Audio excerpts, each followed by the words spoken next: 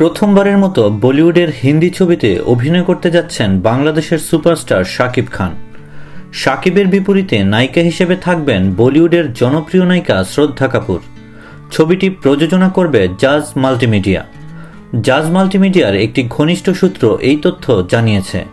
এই ব্যাপারে জাজ মাল্টিমিডিয়ার কর্ণধার আব্দুল আজিজ বলেন, শ্রদ্ধা কাপুরের সঙ্গে আমাদের কথা হয়েছে, তিনি রাজি, তবে এখনও তাকে চুক্তিবদ্ধ করিনি। সামনের বছরই শুটিংয়ে যাব, সেভাবেই এগুচ্ছি। পরিচালনা করবেন মুম্বাইয়ের নামী এক পরিচালক, তবে গল্প হবে আমাদের।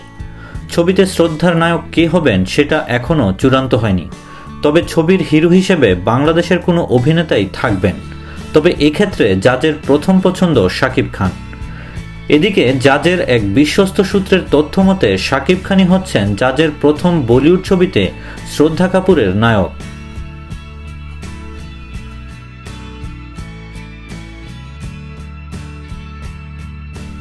দেশ বিদেশের নিত্য নতুন খবরাখবর জানতে সাবস্ক্রাইব করে আমাদের সঙ্গেই থাকুন।